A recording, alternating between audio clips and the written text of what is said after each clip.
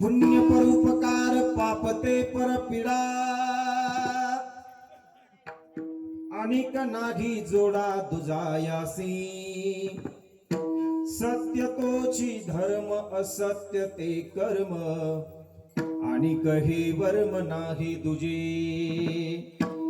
गती तेची मुखी नामाचे स्मरण अधोगती जानविन मुखता संतांचा संग तोची स्वर्गवास नरक तो उदास अनरगळा तुका म्हणे उघडे आहे गीत घात जयाचे उचित करा तैसे सत्य तोची धर्म असत्य ते कर्म आणि कहे वर्म नाही दुजे विठ्ठला विठ्ठला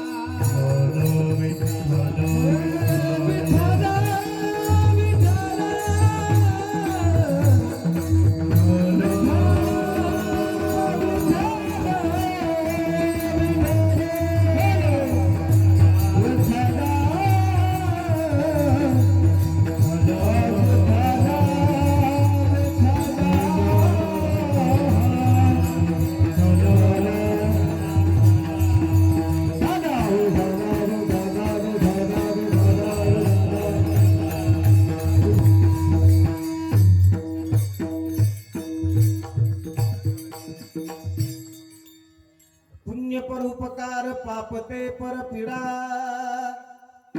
अनिक नाही जोडा दुजायासी सत्य तोची धर्म असत्य ते कर्म अनिक ही वर्म नाही दुजे नमो सद्गुरु तुकया ज्ञान दीपा नमो सद्गुरु सच्चिदानंद रूपा नमो सद्गुरु भक्त कल्याण मूर्ती नमो सद्गुरु भास्करा पूर्ण कीर्ती समचरण सरोजम सांद्र निलांबुदाभम जगनहित पाणी मंडरा मंडनानं तरुण तुलसी माला कंदरम कन्यनेत्रम सदय धवलहासं विठ्ठलं चिंतया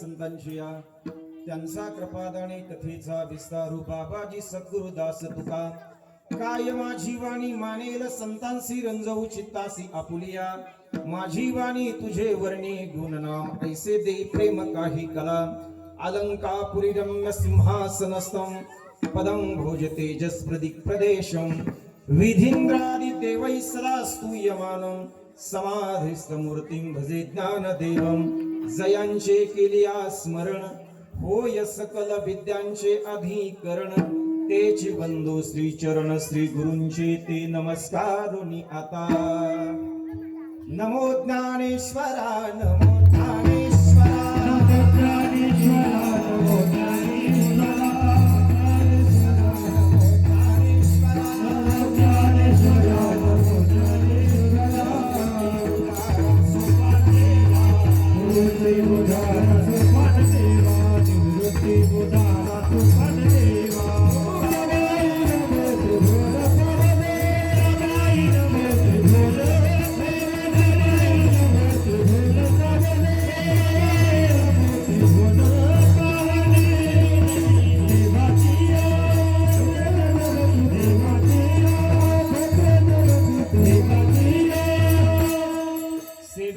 सेवक झालो तुमच्या लागलो निज चरणा आसो नसो भाव आलो तुझी ठाया कृपा दृष्टी पाही मजकडे पंढरी राया तुका म्हणे तुझा जैसा तैसा दास न धरी उदास माय बापा तुका म्हणे आता उदार तू होई मज ठेवी पायी संतांची या श्री संतांची माथा चरणावरी साष्टांग हे करी दंडव विश्रांती पावलो सांभाळा उत्तरी वाढले अंतरी प्रेम सुख मस्तक हे पायावरे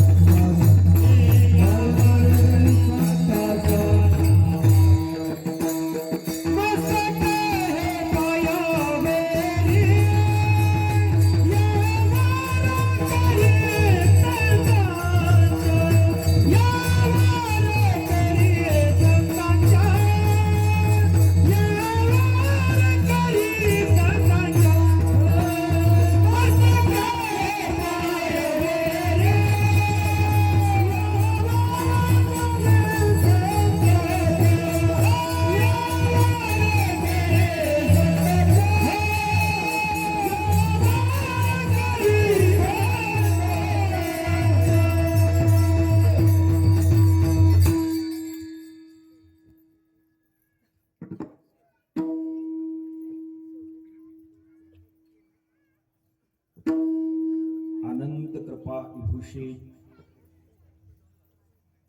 श्री सकल संत कंठभूषण अलौकिक कल्पना आविष्कार भास्कर विश्व संत कैवल्य चक्रवर्ती संत सम्राट ज्ञानियांचे राजे ज्ञानेश्वर महाराज व अखिल कोटी ब्रह्मांड नायक षडगुण ऐश्वर्य संपन्न वारकरी संप्रदायाचं कुल दैवत आराध्य दैवत श्री पांडुरंग परमात्म्याच्या व हिंदवी स्वराज्याचे संस्थापक छत्रपती शिवाजी महाराज धर्मवीर संभाजी महाराज समर्थ श्री गजानन महाराज यांच्या चरणारविंदी पहिल्यांदा नतमस्तक होतो आणि माझ्या धर्म कीर्तनाकडे प्रवृत्त होतो विठाला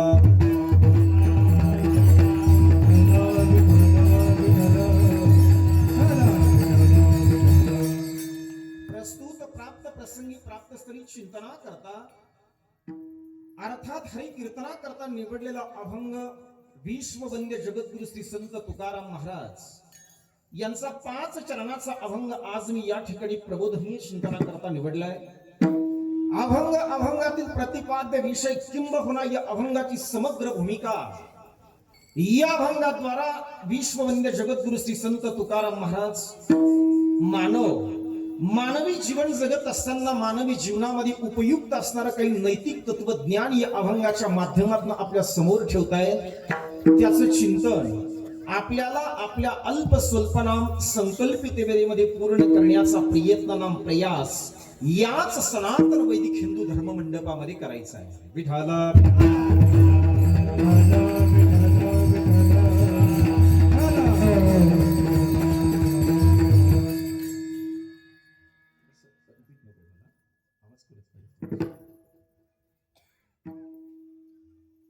चिंतन रूपी सेवेकरता या ठिकाणी आपल्याला प्रारंभ करायचा आहे. तत्पूर्वी चिंतनाला प्रारंभ करण्यापूर्वी थोडंसं स्पष्टीकरण किंबहुना थोडासा अभिप्रेत्य परिहार द्यायचा तो असा.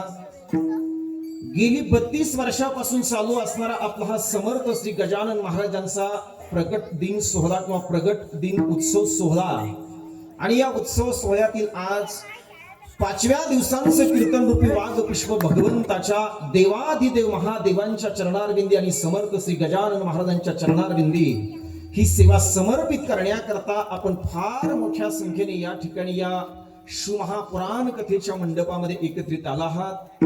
आयोजक, संयोजक, निमंत्रक आणि समस्त गजानन महाराजांच्या वरती प्रेम करणाऱ्या सगळ्या भाविक भक्तांना माझ्या व्यासपीठाकडनं या ठिकाणी नमस्कार करतो आणि माझ्या चिंतन सेवेला प्रारंभ करतो.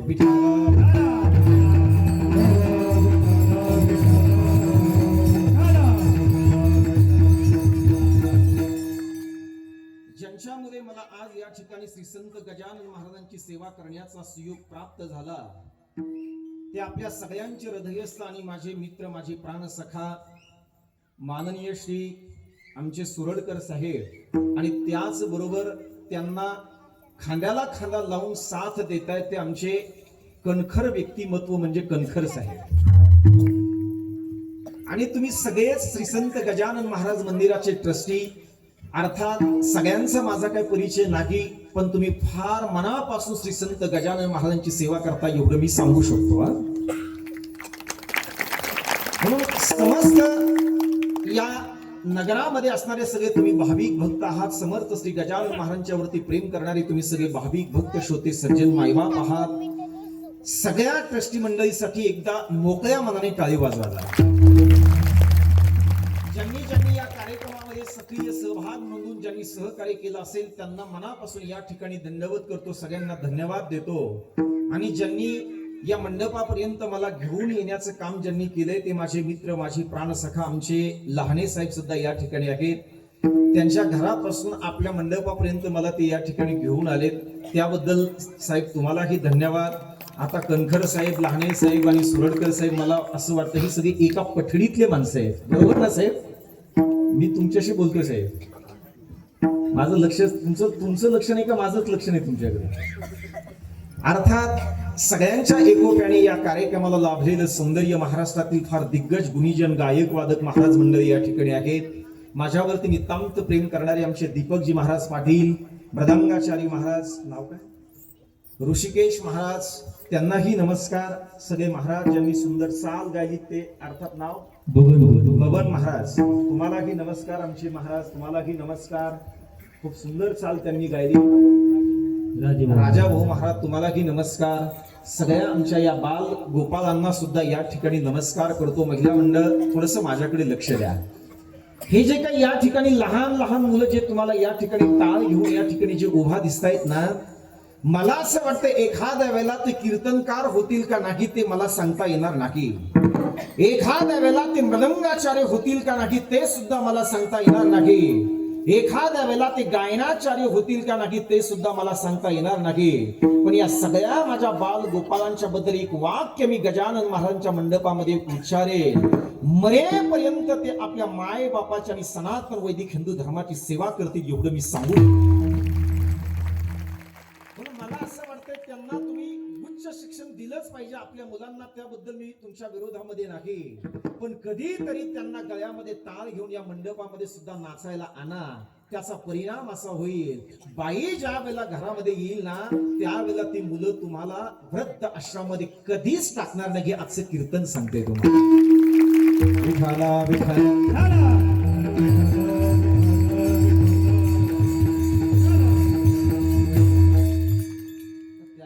यांच्यासाठी एकदा जोरदार टाळी वाजवा. मला असं वाटते सुरडकर साहेब यांची सुद्धा कीर्तनाला गरज आहे. आज अर्थातच माझं कीर्तन पूर्ण होते, आज माझं कीर्तन परिपूर्ण होतंय याचा मला सक्त स्वाभिमान आणि आनंद आहे.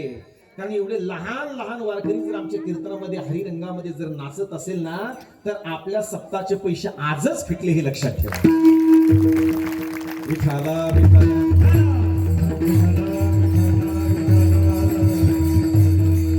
महाराष्ट्रभर हे कीर्तन लाईव्ह करण्याचं काम या ठिकाणी करणार आहेत ते विदर्भ वारकरी सेवा, अर्थात त्यांच्यासाठी सुद्धा एकदा जोरदार टाळी वाजवा.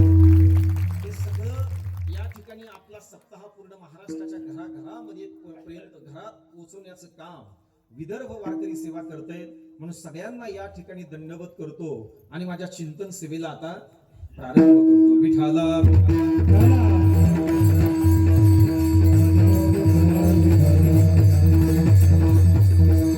श्री संत गजानन महाराजांच्या प्रगट दिनानिमित्त अर्थातच हा सप्ताह या ठिकाणी गेली 32 वर्ष या मंडपामध्ये चालू आहे. हे दादा आता बोलायचं नाही हा, माझ्याकडे बघ, बोलायचं नाही आता, आता कीर्तन ऐकायचं हा.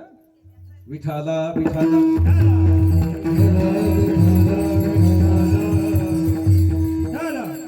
समर्थ श्री गजानन महाराजांच्या प्रगट दिनानिमित्त हा कीर्तन सोहळा या धर्म मंडपामध्ये चालू आहे. आई मला एकाने असा प्रश्न विचारला होता की विदर्भाच्या मातीचा परिचय काय. वाक्य नीट ऐका. एकाने ज्या वेळेला मला असा प्रश्न विचारला कणखर साहेब की विदर्भाच्या मातीचा परिचय काय, त्यावेळेला माझ्या छातीला हात लावून मी तो परिचय सांगितला. विदर्भाच्या मातीचा खरा परिचय जर काय असेल ना, तो श्री संत गजानन महाराज. विदर्भाच्या मातीचा खरा परिचय जर काय असेल तर राष्ट्रसंत तुकडोजी महाराज हा विदर्भाच्या मातीचा परिचय आहे. विदर्भाच्या मातीचा परिचय जर काय असेल ना, तर मला असं वाटते श्री संत गाडगे बाबा हा विदर्भाच्या मातीचा परिचय आहे. विठाला विठाला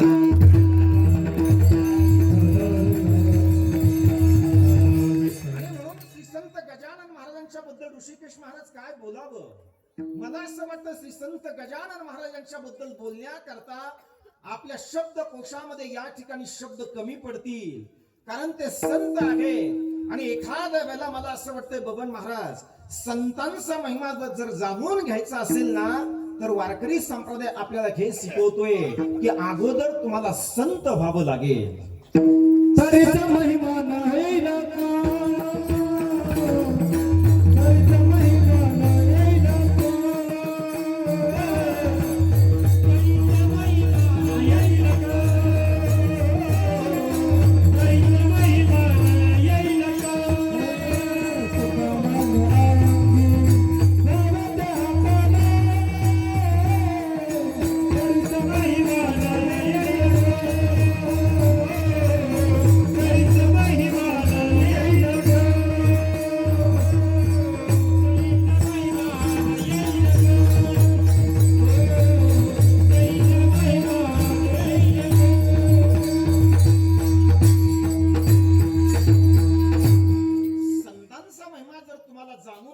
आकांक्षा जर तुमच्या अंतःकरणामध्ये असेल ना, तर मला असं वाटतंय ते संतच अर्थातच जाणू शकताय.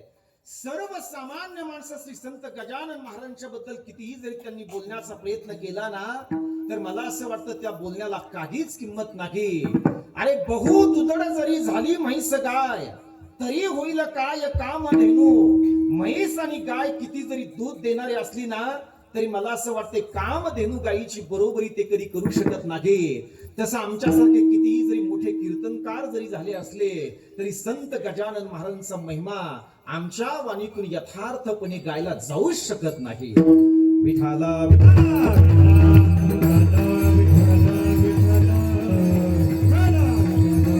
ज्याला गजानन महाराजांचा आशीर्वाद भेटलाय ना दादा, मला असं वाटतं त्याच्या जीवनामध्ये कल्याणच झालं हे लक्षात ठेवा.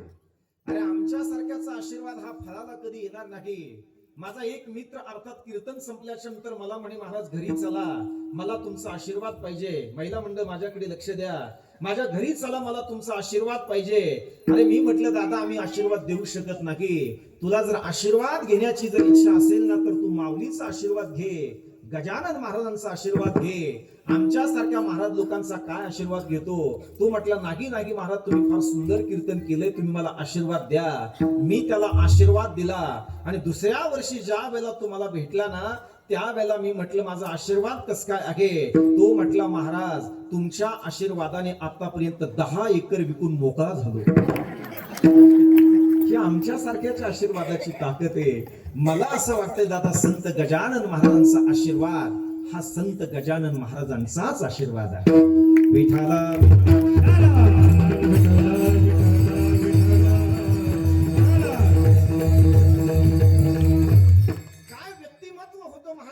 ऐका, मला या अभंगावरती बोलायचं आहे. अभंगाचा आणि महाराजांचा समन्वय मला या अभंगाच्या माध्यमातून अर्थात लावून द्यायचा आहे. अभंग 5 चरणाचा आहे.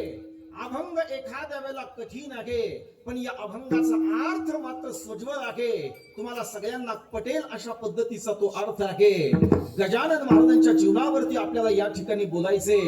माझे श्री संत ज्ञानेश्वर महाराज ज्ञानेश्वरीमध्ये माझ्या बाबांच्या बद्दल बोलत असताना एक ओवी त्या ठिकाणी आपल्याला लागू पडते.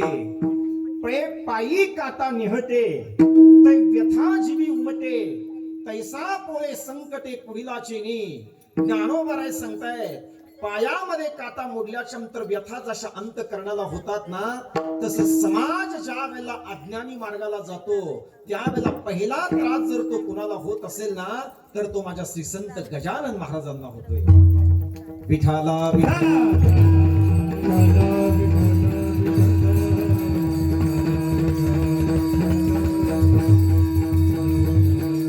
महाराजांच्या बद्दल आणखी एक ओवी या ठिकाणी आपल्याला खर्च करावी लागेल. ऐका, जो खंडावया घाव घाली का लावणी जयाने केली, दोघा एकची सावली वृक्ष दे जैसा.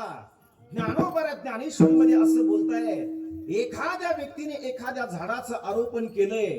झाडाचं आरोपण केल्याच्या नंतर त्याला रोज त्या व्यक्तीने पाणी घालावं. लहानसं मोठं त्या झाडाला कळावं. आणि लहानसं मोठं ज्या वेळेला ते झाड होतंय ना, त्यावेळेला गावातल्या एका नास्तिक माणसाने आपल्या हातामध्ये कुऱ्हाड घ्यावी, त्या झाडाला तोडण्याकरता जावं. ज्ञानोबरांचा दृष्टिकोन किती विशाल आहे ते पहा. माझे माऊली असं सांगतात, अरे ज्याने झाडाचं आरोपण केलंय तो एखाद्या वेळेला त्या झाडाच्या सावलीखाली जर गेला ना, तर ते झाड त्यालाही सावलीत देते. आणि ज्या नास्तिक माणसाने आपल्या हातामध्ये कुऱ्हाड घेऊन त्या झाडाला तोडण्याकरता गेलंय ना, मला असं वाटतंय ते झाड त्या माणसाला सुद्धा सावलीत देण्याचं काम करतंय. तसं संत गजानन महाराजांच्याकडे आस्तिक माणूस गेला तरी आशीर्वाद आहे, आणि नास्तिक माणूस गेला तरी गजानन महाराजांचा अर्थात ते त्या ठिकाणी स्वीकार करतायत, आशीर्वाद देतायत. संताकडे कुठल्याही प्रकारचा भेद नाही. माझ्या संत गजानन महाराजांच्याकडे कुठल्याही प्रकारचा भेद नाही. गजानन महाराजांच्या मंदिराच्या प्रांगणामध्ये प्रगट दिन सोहळ्यानिमित्त आज हजारोने तुम्ही या मंडपामध्ये एकत्रित आला आहात. ही माझ्या गजानन महाराजांची क्रांती आहे, लक्षात ठेवा. विठाला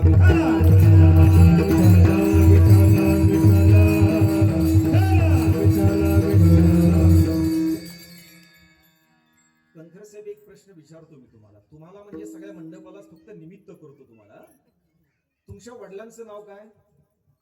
बोला, घाबरू नका, मी तुमचं आहे आता. विठोबा दादांच्या वडिलांचं नाव काय? तुकाराम दादांच्या वडिलांचं नाव काय? भवानी दादांच्या वडिलांचं नाव काय? कृष्णा दादांच्या वडिलांचं नाव काय? त्यांनाच काय कणकर साहेब, तुम्हाला माहित नाही यामध्ये नवल नाही, मला सुद्धा माहित नाही बरं का. पण एक वाक्य ऐका महिला मंडळ, ज्या कृष्णा दादांच्या वडिलामुळे आज कणखर साहेब या मंडपामध्ये बसून कीर्तन ऐकतायत, मला असं वाटतं त्यांचं ते दुर्भाग्य आहे की त्या नावाला आपण आजही आठवायला तयार नाही. पण या मंडपामध्ये बसल्यापैकी असं एकही रक्त नाही की ज्या रक्ताला माझ्या श्री संत गजानन महाराजांचं नाव माहित नाही. महाराजांची क्रांती आहे, लक्षात ठेवा. विठाला विठाला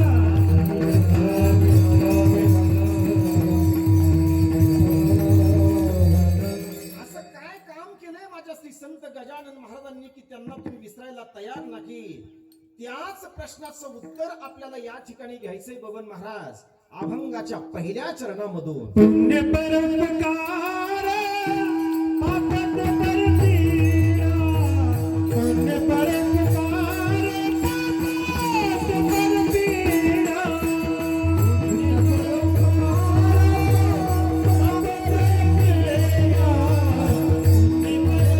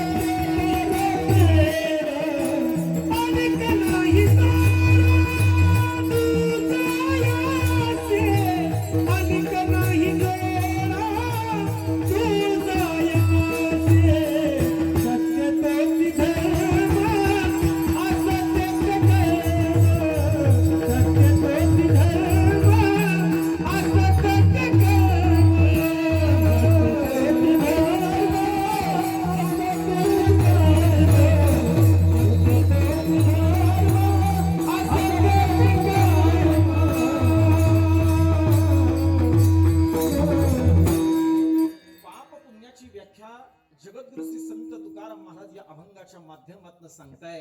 पहिला मंडळ माझ्याकडे लक्ष द्या. माझ्या समोर बसल्यापैकी प्रत्येक माणसाला आणि प्रत्येक स्त्रीला हा प्रश्न पडलाय की महाराज नेमकं पाप कशाला म्हणायचे आणि महाराज नेमकं पुण्य कशाला म्हणायचे. पाप पुण्य याबद्दल आपण अनेकदा ऐकलंय, पण जगद्गुरु श्री संत तुकाराम महाराज प्रत्यक्षात पाप पुण्याची व्याख्या या अभंगातून सांगताय. ऐका महिला मंडळ, पाप कशाला म्हणायचे. विनाकारण समाजाला त्रास देणं याचं नाव पाप आहे आणि समाजावरती निष्काम भावनेने परोपकार करणं मला असं वाटतं याचं नाव पुण्य आहे. समजलं ना मला काय बोलायचं ते. विनाकारण कधीही लोकांना त्रास देऊ नका. आणि विनाकारण जर अवास्तव जर तुम्ही समाजाला त्रास देण्याचं काम करत असाल, आपल्या नगराला त्रास देण्याचं काम करत असाल, आपल्या शेजाऱ्याला त्रास देण्याचं काम करत असाल, तर विश्ववंद्य जगद्गुरु तुकाराम महाराज या अभंगातून सांगतायत त्याचं नाव पाप आहे. आणि समाजावरती निष्काम भावनेने परोपकार करणं मला असं वाटतं याचं नाव पुण्य आहे. विठाला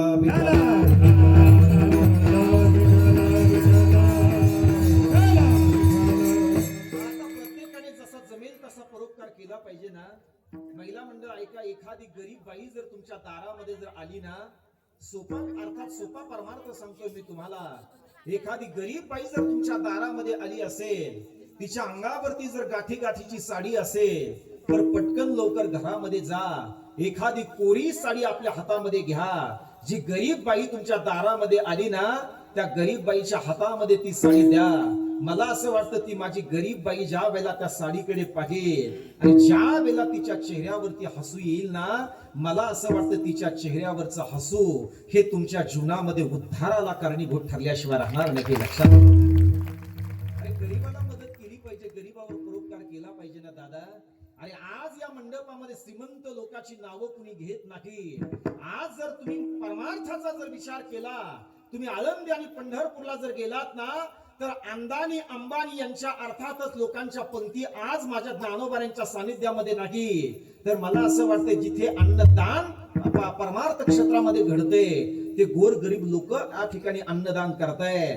आज आपल्या सप्ताहामध्ये कुठल्या नेत्याची पुण्यत नाही, तर मला स्वाभिमान आहे. आज कष्ट करून मेहनतीने मिळवलेले प्रत्येक माणूस गजानन महाराजांच्या सप्ताहामध्ये अन्नदान करतो. मला असं वाटतं ही खऱ्या अर्थाने तुमची श्रीमंती आहे दादा. असूनही जर तो समाजाला देण्याचं काम करत नसेल, तर माझं कीर्तन सांगते तो भिकारी आहे. ज्याच्याकडे काहीच नसेल तो जर समाजाला देण्याचं काम करत असेल ना, तर माझ्या कीर्तनाच्या दृष्टिकोनातून तो श्रीमंत असेल.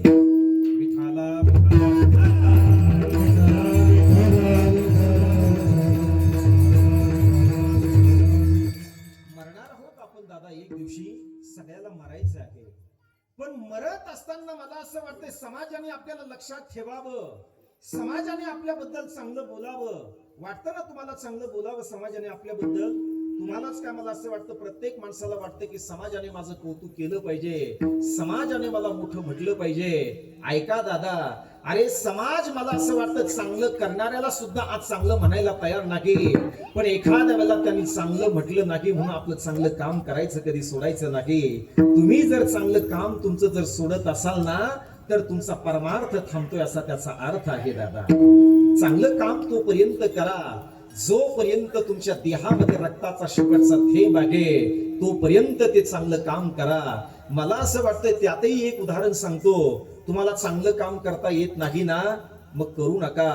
पण एखादा व्यक्ती जर समाजासाठी, हिंदू धर्मासाठी जर चांगलं काम करत असेल, तर त्याच्या पाठीमागे भरभक्कमपणे उभा राहिला मात्र कधीही विसरू नका. चांगलं करता येत असेल तर कराच, तुमचं स्वागत आहे. पण करता येत नसेल तर जी चांगलं काम करणारी माणसं आहेत ना, त्या चांगलं काम करणाऱ्या माणसाच्या पाठीमागे उभा राहा दादा. समाजामध्ये काहीतरी चांगलं परिवर्तन झाल्याशिवाय राहणार नाही. काय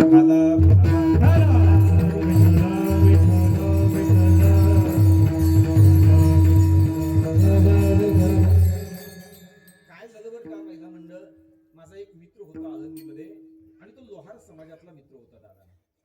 लोहार समाजातला मित्र होता. त्याने सांगितलं की गणेश महाराज, मला माझ्या दुकानाचं उद्घाटन करायचंय, तुम्हाला त्या ठिकाणी यावं लागेल. तो माझ्या लोहार समाजातला मित्र होता. आळंदीमध्ये सिद्ध बेटामध्ये एका झोपडीमध्ये आम्ही ज्ञानेश्वरीचे पारायण केली. त्यावेळेला तो थोडासा वेगळ्या त्याच्या व्यावसायिक मार्गाने गेला. त्यावेळेला मी त्याचं निमंत्रण स्वीकारलं आणि मी तिथे गेलो. ज्या वेळेला त्या लोहार समाजाने अर्थात ते दुकान थाटलं होतं ना, त्यावेळेला त्याच्या दुकानामध्ये काय असेल जरा विचार करा. एका बाजूला आयरन पडलेली होती, एका बाजूला घण पडलेला होता, एका बाजूला छन्नी पडलेली होती, एका बाजूला भाता पडलेला होता. ज्या वेळेला मी त्याचं उद्घाटन करायचं म्हणून समोर गेलो, त्यावेळेला माझ्या हातामध्ये मी ते पात्र घेतलंय आणि पात्र घेतल्याच्या नंतर ज्या वेळेला मी हातामध्ये कुंकू घेतलं ना, अगोदर मी त्या ठिकाणी हातोड्याची पूजा करायला समोर गेलो. त्यावेळेला त्या माझ्या लोहार समाजाच्या मित्राने माझा हात पकडला आणि सांगितलं की महाराज, अगोदर तुम्हाला हातोड्याची पूजा करता येणार नाही, तर अगोदर तुम्हाला आयरनीची पूजा करावी लागेल. त्यावेळेला मी त्याला विचारलं, अरे दादा, आयरन ही तुझीच आहे, ही जे काही या ठिकाणी अर्थातच हातोडा पडलेला आहे तो हातोडा सुद्धा तुझाच आहे, मग तू मला अगोदर हातोड्याची पूजा का करू देत नाही? त्यावेळेला त्याने दिलेलं अर्थातच हे उत्तर माझ्या कीर्तनातून घेऊन जा.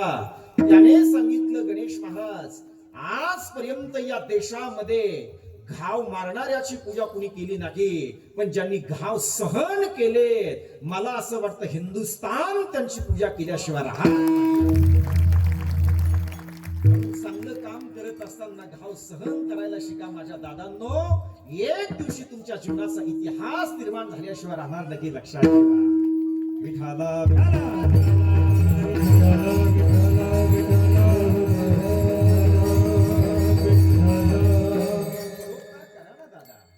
जिवंत राहाल तुम्ही समाजामध्ये. एक उदाहरण आठवतं, महिला मंडळ सांगू द्या मला जाता जाता. तुम्ही ऐकलेलं आहे पण मला थोडस माझा सिद्धांत मला तुमच्या समोर ठेवायचा आहे, म्हणून त्या उदाहरणाला मला स्पर्श करावा लागेल. ऐका. गावामध्ये अर्थातच एक गरीब माणूस होता. माझ्याकडे लक्ष द्या म्हणजे तुमच्या लक्षामध्ये येईल. ज्या वेळेला तो गावातला गरीब माणूस आहे, अचानक त्याच्या घराला आग लागते आणि अचानक ज्या वेळेला त्याच्या घराला आग लागते ना, त्यावेळेला त्याचं घर पेट घेते. गावातले सगळे लोक त्या ठिकाणी त्या गरीब माणसाच्या घराची आग विझवण्याचा प्रयत्न करतायत. ज्याला जसं जमेल तशा पद्धतीने त्या घराची आग विझवण्याचा प्रयत्न चालू आहे. त्यावेळेला त्याच घराच्या समोर एक वडाचं झाड आहे. त्या वडाच्या झाडावरती एका फांदीवरती माकड बसलेलं आहे, तर त्याच फांदीवरती एक चिमणी बसलेली आहे. त्यावेळेला ती चिमणी असा विचार करते, अरे याच गरीब माणसाने कुठेतरी 4 दाणे माझ्या समोर टाकले, म्हणून या गावामध्ये मी लहानची मोठी झाले. त्यावेळेला ती चिमणी असा विचार करते की या गरीब माणसाच्या घराची आग विझवण्याचा प्रयत्न मी सुद्धा माझ्या जीवनामध्ये केला पाहिजे. म्हणून ती उडत उडत उडत बाजूच्या तलावावरती जाते आणि उडत उडत बाजूच्या तलावावरती ज्या वेळेला जाते ना, त्यावेळेला आपल्या चोचीमध्ये बसेल तेवढं पाणी ती प्राशन करते. ज्या ठिकाणी ज्या घराला आग लागली त्या घरावरती ती आणून टाकण्याचं काम करते. आणखी ती त्या ठिकाणी जाते, आपल्या चोचीमध्ये बसेल तेवढं पाणी ती प्राशन करते. ज्या ठिकाणी ज्या घराला आग लागली त्या घरावरती आणून टाकण्याचं काम करते. त्यावेळेला झाडावर बसलेलं जे माकड आहे ना, ते माकड त्या ठिकाणी त्या चिमणीला कणखर साहेब आवाज देते, अगं चिवताई इकडे ये, अगं चिवताई इकडे ये. त्यावेळेला ती चिमणी असा विचार करते, अरे इथे गरीब माणसाच्या घराला आग लागली, मी माझ्या जीवनामध्ये त्या गरीब माणसाच्या घराची आग विझवण्याचा प्रयत्न करते, मग ही माकड मला का आवाज देते? म्हणून पुरुष मंडळी ऐका, मी माणसाबद्दल नाही, मी माकडाबद्दल बोलते बरं का, लावून घेऊ नका मनाला. मला काय बोलायचंय तुमच्या लक्षात आलंय. ज्या वेळेला ती चिमणी बिचारी पुन्हा पुन्हा त्या माकडाकडे दुर्लक्ष करते, म्हणून एखाद्या वेळेला तुम्ही तुमच्या जीवनामध्ये सनातन वैदिक हिंदू धर्मासाठी काम करत असाल, एखाद्या वेळेला तुम्ही तुमच्या जीवनामध्ये माझ्या भारत देशासाठी काम करत असाल, एखाद्या वेळेला तुम्ही महाराष्ट्रातल्या गरिबासाठी काम करत असाल आणि समाजातले जर काही माकडं जर तुम्हाला आवाज देण्याचं काम करत असेल ना दादा, तर त्या माकडाकडे दुर्लक्ष करा आणि माझ्या हिंदू धर्मासाठी जे काम तुमचं चालू आहे ते काम चालू ठेवा. ते माकड ज्या वेळेला आवाज देते त्यावेळेला ती चिमणी त्या माकडाकडे दुर्लक्ष करते, पण सातत्याने ज्या वेळेला ते आवाज देते ना, त्यावेळेला ती चिमणी असा विचार करते, अरे मला चांगली कामं माझ्या जीवनामध्ये अजून करायची आहे आणि पुन्हा पुन्हा जर मला आवाज देत राहील ना, तर माझ्या चांगल्या कामामध्ये विघ्न आल्याशिवाय राहणार नाही. ती चिमणी बिचारी अर्थात 2 मिनिटाचा वेळ काढते, उडत उडत उडत त्या झाडावरती जाऊन त्या फांदीवरती बसते. आता चित्र तुमच्या डोळ्यासमोर घ्या. एका फांदीवरती ज्या वेळेला सज्जनांनो त्या ठिकाणी जे माकड बसलेले आहे ना, त्याच्या बरोबर विरुद्ध दिशेने ती चिमणी जाऊन बसते त्या चिमणीच्या नेत्राला पाणी येते. ती चिमणी रडत रडत त्या ठिकाणी त्या माकडाला प्रश्न करते, अरे माकडा, अरे गरीबाच्या घराची आग विझवण्याचा प्रयत्न करते रे दादा मी, तू मला का आवाज देत होतायस रे, कशा करता तुम्हाला आवाज देण्याचं काम करतोय. त्यावेळेला ते माकड विरुद्ध दिशेने काय बोलतं ते नीट ऐका. ते माकड बोलते, अगं शिवताई, एवढ्या मोठ्या घराला एवढी मोठी आग लागली आणि एवढ्या मोठ्या घराला जर एवढी मोठी आग जर लागली असेल तर तुझ्या चोचीतील एवढूशा पाण्याने एवढ्या मोठ्या घराला लागलेली आग विझेल का. त्यावेळेला ती चिमणी काय उत्तर देते ते उत्तर ऐका. ती चिमणी बोलते, अरे माकडा, ज्या वेळेला या संपूर्ण घटनेचा इतिहास लिहिला जाईल त्यावेळेला माझं नाव आग लावणाऱ्याच्या यादीमध्ये नव्हे तर आग विझवणाऱ्याच्या यादीमध्ये लिहिलं जाईल. तसं काही कालाकरता आपण जन्माला आलेली माणसं आहोत. आपलं जन्मही आपल्या हातात नाही, मरणही आपल्या हातात नाही. विदर्भ वारकरी सेवा, मला असं वाटते जोपर्यंत भगवंताने तुम्हाला नरदेह दिलाय ना तोपर्यंत चांगलं काम करून मरा दादा. महाराष्ट्र तुम्हाला लक्षात ठेवले.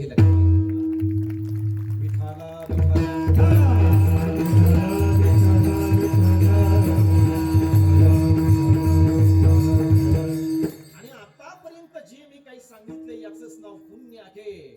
मला असं वाटतं त्याचा विचार आपल्या जीवनामध्ये करा. आणि या सगळ्या गोष्टीचा विचार करत असताना विश्ववंद्य जगद्गुरु श्री संत तुकाराम महाराज सांगतायत, हाच एकमेव तुमच्या जीवनातला सत्य धर्म आहे. अभंगाचं दुसरं सत्य तोची धर्म, सत्य तोची धर्म, सत्य तोची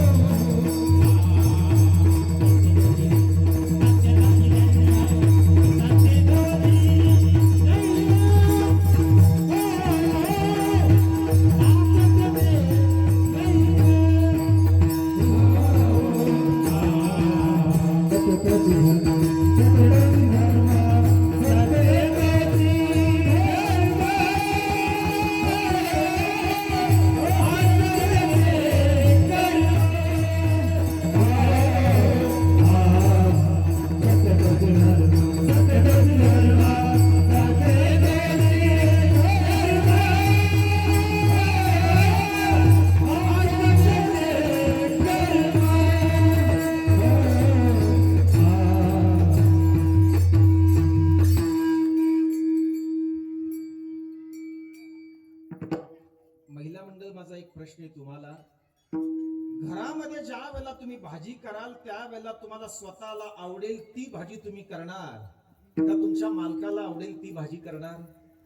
बोला जरा, तुम्ही काही बोलतच नाही माझ्याशी. सुरडकर साहेब मला सांगायचंय, आज मी संत गजानन महाराजांच्या मंदिरामध्ये आज या ठिकाणी जे कीर्तन करण्याकरता आलोय ना महिला मंडळ, ते कीर्तनकार म्हणून आलो नाही.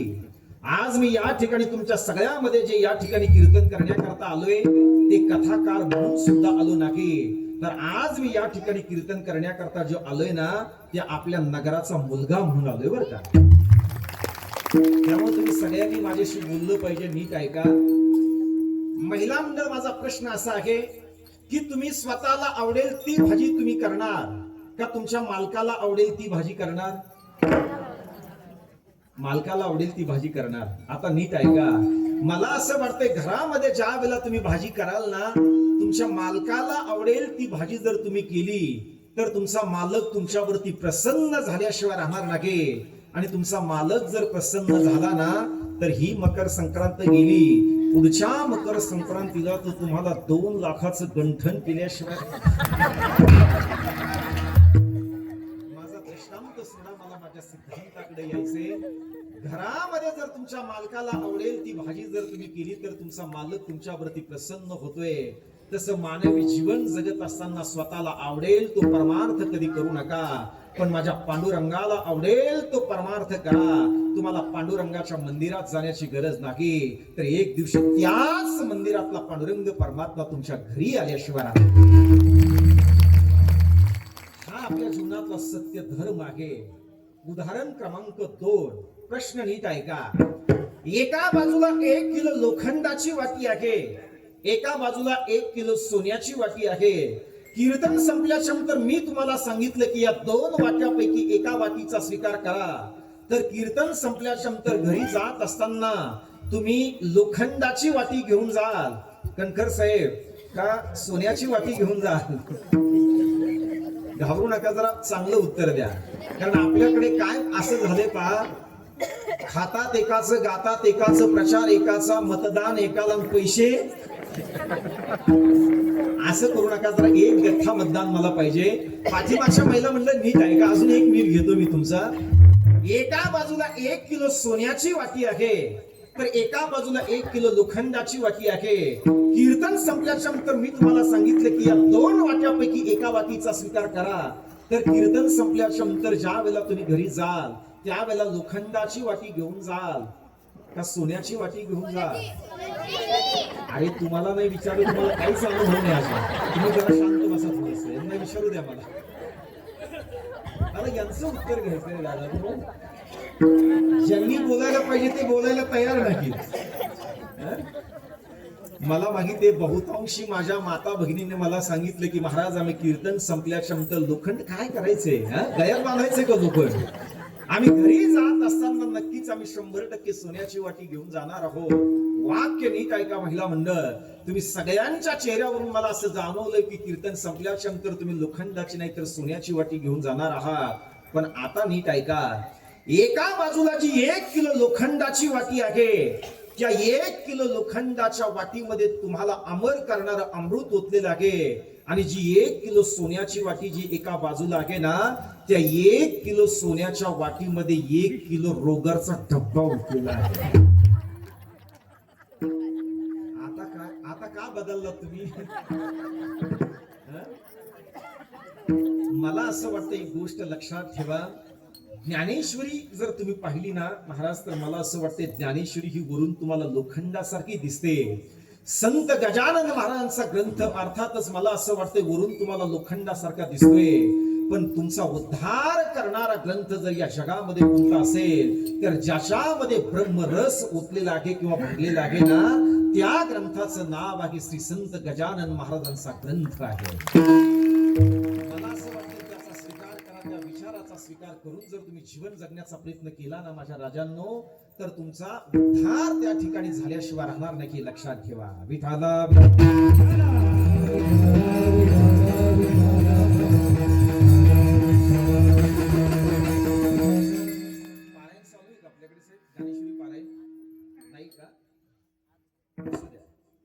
किती महिला रोज ज्ञानेश्वरीचं पारायण करतात? जर हात वर करा, पाहू द्या बरं तुमचे चेहरे मला. रोज किती महिला पारायण करतात? 1-2-4 महिलांचे हात फक्त वरती आहेत. महिला मंडळ तुम्हाला या ठिकाणी आज जाता जाता मी श्री संत गजानन महाराजांच्या मंडपामध्ये जाता जाता सांगणार आहे, ऐका माझं. रोज ज्या वेळेला तुम्ही उठाल, तुमची स्नान संध्या कराल, तुम्ही तुळशीला पाणी ज्या वेळेला समर्पित कराल, सूर्याला ज्या वेळेला तुम्ही पाणी द्याल, त्यावेळेला रोज तुम्ही ज्ञानेश्वरी तुमच्या समोर घेतली पाहिजे.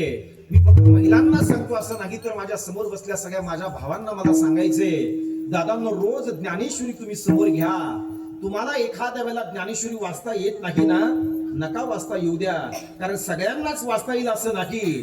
तुम्हाला जरी ज्ञानेश्वरी वाचता येत नसली तरी तुम्ही ज्ञानेश्वरी तुमच्या समोर घ्या. माझ्या ज्ञानेश्वरीच्या एका एका ओवीवरून तुम्ही त्या ठिकाणी बोट फिरवा. छातीला हात लावून तुम्हाला आजच्या कीर्तनातला माझा शब्द देतो, माझ्या ज्ञानेश्वरीतल्या जर एखाद्या ओवीने का तुमचं बोट जर पकडलं ना, तर मरेपर्यंत माझी ज्ञानेश्वरी तुमचं बोट कधी सोडणार नाही, लक्षात ठेवा. विठाला विठाला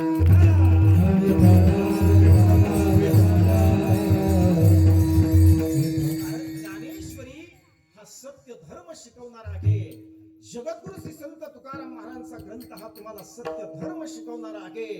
मला असं वाटतं एवढी मोठी ग्रंथ संपदा जर आपल्याकडे जर असेल, माऊलीने आणि तुकोबांनी जर एवढी मोठी आपली संपदा जर हिंदू धर्माला जर ठेवली असेल ना, तर कुणाच्याही दारामध्ये जाऊन भीक मागू नका, कारण आपण श्रीमंताची लेकर आहोत हे लक्षात ठेवा. आपण गजानन महाराजांची लेकर आहोत, आपण माऊलींची लेकर आहोत, आपण तुकोबांची लेकर आहोत. कुणाच्या दारामध्ये जाऊन भीक मागायचं काही कारण नाही. कारण ऋषिकेश महाराज, पैशा करता धर्म बदलवणारी माणसं सुद्धा आज आपल्या देशामध्ये आणि महाराष्ट्रामध्ये अस्तित्वात आहेत. हात जोडून मी तुम्हाला विनंती करतो, तुमच्या सत्य धर्माचा त्याग करून उगीच पैशाच्या पाठीमागे जाऊन आपला धर्म परिवर्तन कधी करू नका. हे माझं कीर्तन तुम्हाला सांगणार आहे. विठाला विठाला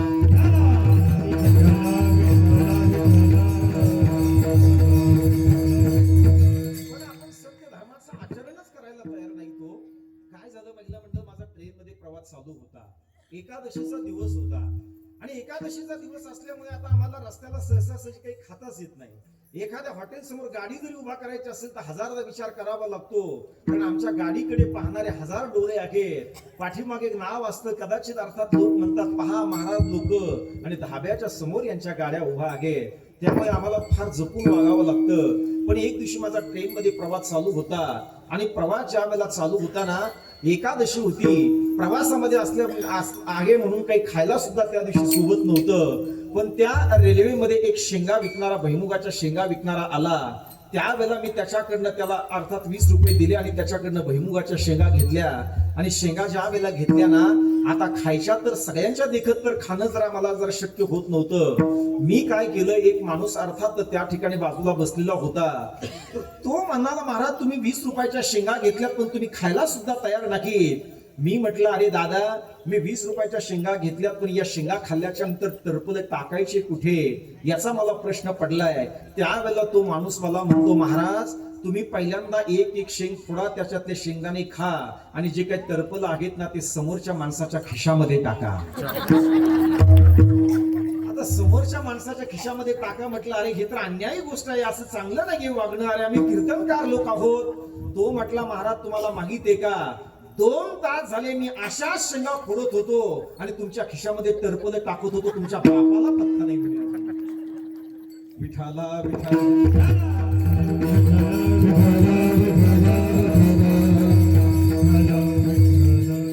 धर्म सोडायचा नाही दादा. सत्य तोच धर्म, असत्य ते असत्य ते कर्म, अनेक हे वर्म नाही दुजे.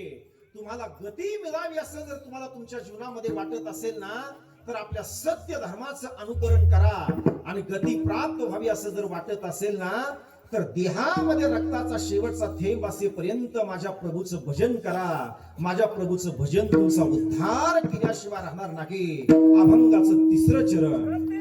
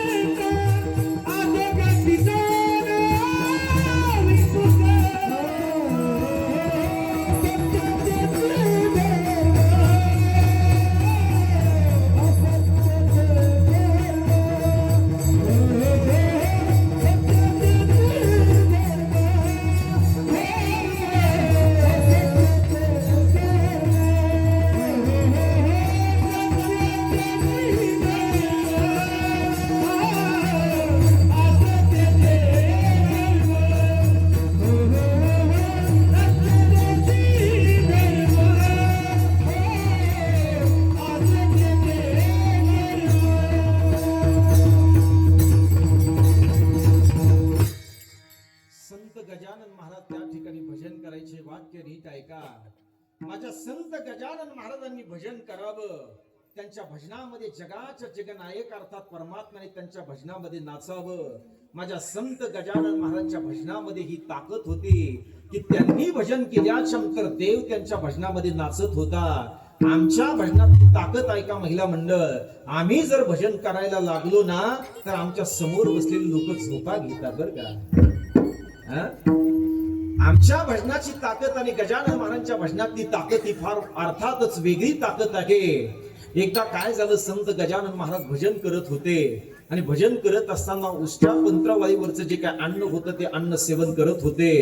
बऱ्याच लोकांना प्रश्न पडलेला आहे. वाक्य नीट ऐका. संत गजानन महाराज उष्ट्या पंत्रावळीवरचं अन्न त्यांनी का खाल्लंय आणि संत गजानन महाराजांनी आपल्या अंगावरती कापड का धारण केले नाही? कारण जुना काळ आहे तो काळ तुम्ही आठवा. त्या काळामध्ये असे अनेक लोक माझ्या गजानन महाराजांच्या दृष्टीला दिसत होते की त्यांना घालायला कपडे नव्हते आणि खाण्याकरता अन्न नव्हतं. त्यावेळेला संत गजानन महाराजांनी त्या ठिकाणी असा विचार मांडला, जोपर्यंत माझ्या विदर्भातल्या आणि महाराष्ट्रातल्या शेतकऱ्याला अंगभर कापड घालण्याकरता भेटणार नाहीत आणि पोटभर जीवन त्यांना भेटणार नाही ना, तोपर्यंत महाराष्ट्रातलं अन्न मी वाया जाऊ देणार नाही.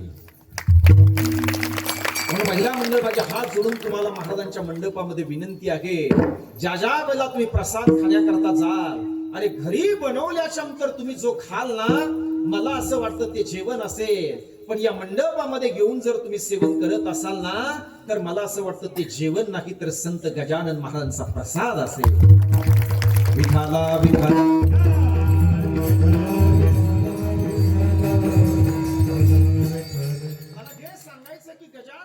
भजन करत अर्थात ते त्या ठिकाणी एकांतामध्ये बसले होते. सततम कीर्तयंतो माम यतंतश्च दृढव्रतः. कीर्तनाचे नि नटनाचे नासिरे व्यवसाय प्रायश्चित्ताचे. ते नामाचे नाही पापाचे ऐसे केले. सतत माझे गजानन महाराज भजन करायचे, पण एका बाजूला माझ्या गजानन महाराजांचं भजन चालू होतं आणि एका बाजूला प्रसंग असा घडला की एक आई आपल्या मुलाला गजानन महाराजांच्याकडे घेऊन आली आणि ज्या वेळेला ती आई महाराजांच्याकडे घेऊन आली ना त्यावेळेला महाराजांच्या समोर त्या मुलाला बसवलं आणि बाबांशी बोलती ती माय की बाबा 12 वर्षानंतर मला हा मुलगा झालाय. बाबा 12 वर्ष माझी कुस अर्थात त्या ठिकाणी उजली नाही, पण 12 वर्षानंतर हा मुलगा झालाय. बाबा तो मुलगा आता अर्थातच त्या ठिकाणी तो 15 वर्षाचा झालाय बाबा, पण आमच्याशी तू बोलायला तयार नाही बाबा. गजानन महाराजांच्या समोर ज्या वेळेला त्याला नेऊन बसवलं ना त्यावेळेला श्री संत गजानन महाराज त्या मुलाकडे नकशिखांत पाहतायत आणि नकशिखांत पाहिल्याच्या नंतर महाराजांचं भजन मात्र चालू होतं. नकशिखांत ज्या वेळेला पाहतायत ना त्यावेळेला त्या पाहण्याचा परिणाम ऐका. जो मुलगा 15 वर्ष आपल्या माय बापा सोबत आणि समाजासोबत बोलला नाही त्या मुलाला श्री संत गजानन महाराज प्रश्न करतायत, अरे दादा 15 वर्षाचं तुझं वय आहे, तू तुझ्या माय बापा सोबत आणि गावातल्या लोकांसोबत का बोलला नाही? त्यावेळेला 15 वर्ष मुलगा जो बोलत नव्हता तो गजानन महाराजांच्या समोर बोलायला लागतोय. बोलत असताना तो मुलगा बोलतोय की बाबा माझ्या माय बापा सोबत आणि गावातल्या लोकांसोबत मी बोलत नव्हतो याचं कारण हे एकही बोलण्याच्या लायकीचे नाहीत. आज मला कुणीतरी बोलण्याच्या लायकीचे भेटते म्हणून मी त्या ठिकाणी तुमच्याशी बोलतोय बाबा. याचा अर्थ तो मुलगा बोलवण्याची क्षमता जर कुणामध्ये असेल ना, न बोलणारा मुलगा बोलतोय याचं कारण ही संत गजानन महाराजांच्या भजनातली आणि त्यांच्या वाणीतली आणि त्यांच्या दृष्टीतली ताकद आहे. हात जोडून विनंती करतो महिला मंडळ, इथून पुढे एक नियम आपल्याला बनवायचा आहे. आता संत गजानन महाराजांच्या प्रगट दिनानिमित्त तुम्ही हा सप्ताह करताय त्याबद्दल तुमचं स्वागत आहे. तुम्ही या मंडपामध्ये घेऊन हे कीर्तन ऐकतायत, शिवपुराण कथा ऐकतायत, तुम्ही हरिपाठ करतायत त्याबद्दल मी तुमचं अभिनंदन करेल. पण त्याच्या पुढे ऐका, इथून पुढे फक्त 7 दिवसाचा परमार्थ संकोचित ठेवू नका. तर माझी तुम्हाला विनंती आहे, माझ्या ज्ञानोबाराचा निरोप आहे तुम्हाला, ऐका. इथून पुढे रोज आपल्या गजानन महाराजांच्या मंदिरामध्ये हरिपाठ अर्थात तितक्याच ताकदीने झाला पाहिजे की जेवढ्या ताकदीने तुम्ही या मंडपामध्ये येऊन तो आज हरिपाठ करताय. तेवढ्याच ताकदीने मला असं वाटतं आपल्या नगरामध्ये रामनामाची फेरी काढा. बऱ्याच महिलांनी एकत्रित आलो पाहिजे, एकोप्याने आलो पाहिजे. जात धर्म पंथ या सगळ्या गोष्टी बाजूला ठेवा. पण मला असं वाटतं गजानन महाराजांचं कार्य जर तुम्ही हातामध्ये घेतलं असेल ना तर त्यांच्या नामाचा जयघोष करत आपण आपल्या नगरामध्ये सुद्धा फेरी काढली पाहिजे. पहिली गोष्ट आपण हरिपाठ केला पाहिजे. एक दुसरी गोष्ट तुम्हाला दर दिवस शक्य होणार नाही, पण आठवड्यातला एक दिवस निवडा. राम नामाच्या आणि संत गजानन महाराजांच्या नावाची फेरी आपल्या नगरामधून काढा. आणि तिसरी गोष्ट, प्रत्येक शनिवारी गजानन महाराजांच्या मंदिरामध्ये एकत्रित या. माझ्या समोर बसल्यापैकी ज्याला असं वाटत असेल की मी या ठिकाणी अर्थातच हिंदू आहे असं ज्याला वाटत असेल ना दादा, त्याने प्रत्येकाने प्रत्येक शनिवारी एकत्रित आलं पाहिजे आणि सामुदायिक हनुमान चालीसा आपल्या नगरामध्ये झाली पाहिजे. अरे यालाच तर परमार्थ म्हणायचं आहे ना. आजपर्यंत अनेक कीर्तनकार लोक आले, आजपर्यंत अनेक कीर्तनकार लोकांना समाजाने अर्थात सनात केले, त्यांना श्रीमंत बनवले, पण आपला परमार्थ अर्थात आपण किती करतोय याच्यावरती सुद्धा आपण फोकस केला पाहिजे.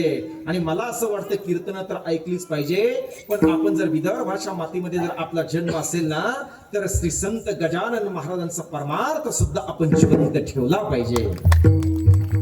विठाला विठाला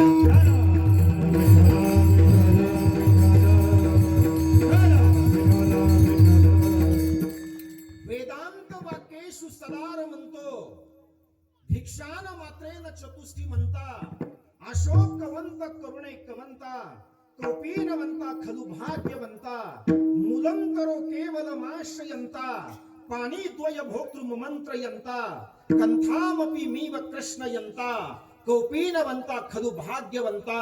दिशा हेच ज्याचं वस्त्र आहे, आकाश हेच ज्याचं पांघरून आहे, भाकर खाण्यासाठी पात्र नाही तर हात हे ज्याचं पात्र आहे, आणि जो नेहमी वेदांत वाक्यामध्ये रममान आहे, आणि वेदांत वाक्यामध्ये रममान राहून जे प्रभूचं भजन करतायत ना, त्यांचंच नाव श्री संत गजानन महाराज आहे.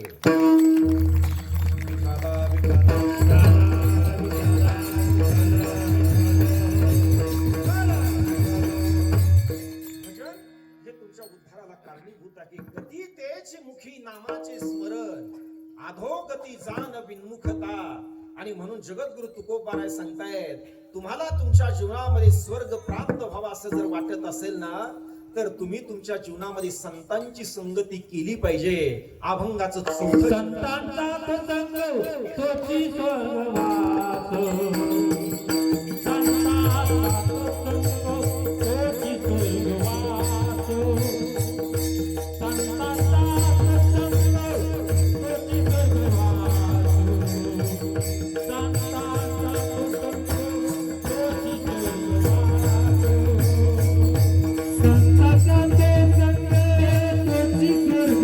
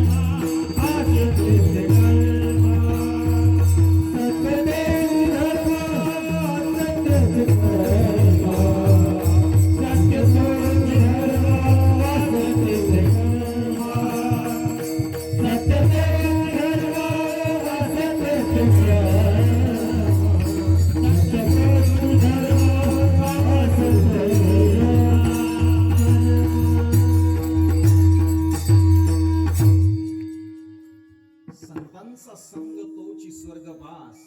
मी यथार्थपणे थोडासा अभंग सोडवण्याचा प्रयत्न या ठिकाणी केलाय, पण मला असं वाटतं महिला मंडळ किती जरी मोठा कीर्तनकार असला, बरं का दादा, किती जरी उच्च कोटीचा कीर्तनकार असला तरी तो जगद्गुरु तुकोबारायांचा अभंग सोडण्याची पात्रता त्याच्यामध्ये असेलच असं नाही. कारण जगद्गुरु तुकोबारायांच्या अभंगाचा आवाका हा फार मोठा आहे. पण या धर्म मंडपामध्ये एक वाक्य मी या ठिकाणी जाता जाता बोले, किती जरी विद्वान कीर्तनकार असला तरी त्याला तुकोबारायांचा अभंग सोडवता येण्या इतपत त्याची क्षमता नाही. पण माझ्या जगद्गुरु तुकोबारायांचा एक अभंग महाराष्ट्राची सोडवणूक करू शकतो एवढं मी सांगू शकतो. विठाला विठाला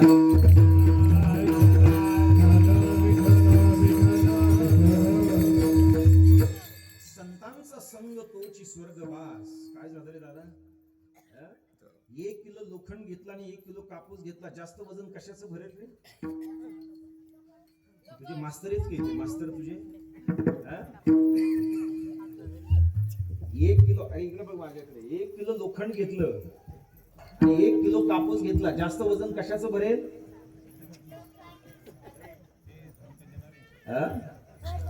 सारखंच ना?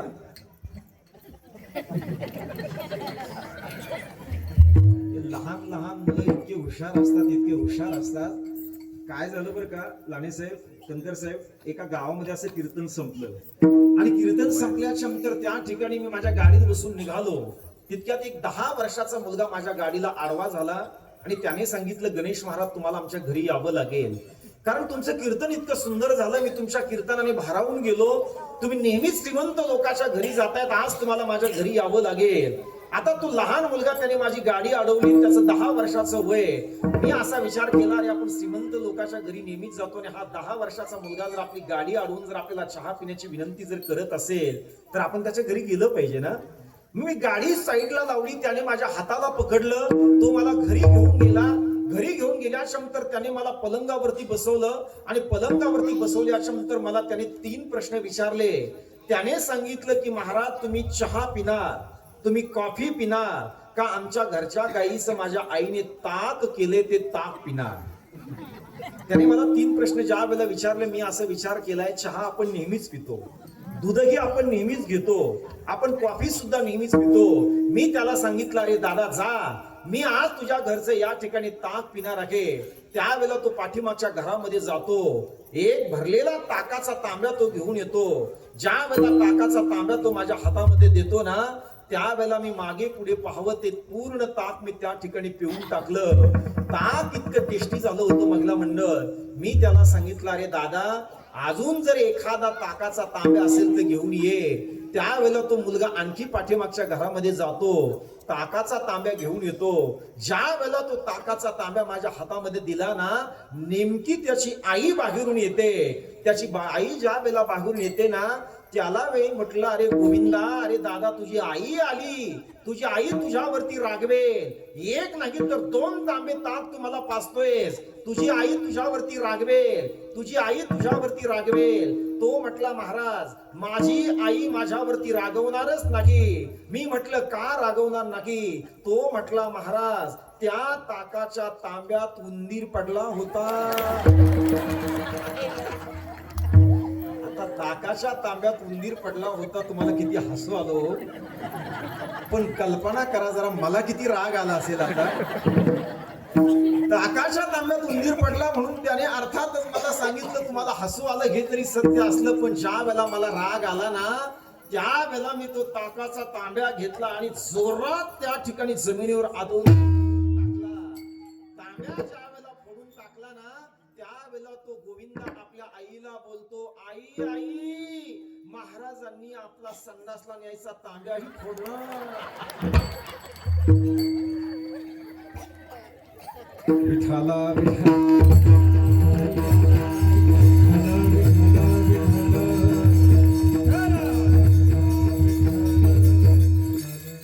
माझ्याकडे लक्ष द्या, मी तुमच्यासाठी सांगितलंय सगळं. तुम्ही कीर्तनाला आले पाहिजे. विठाला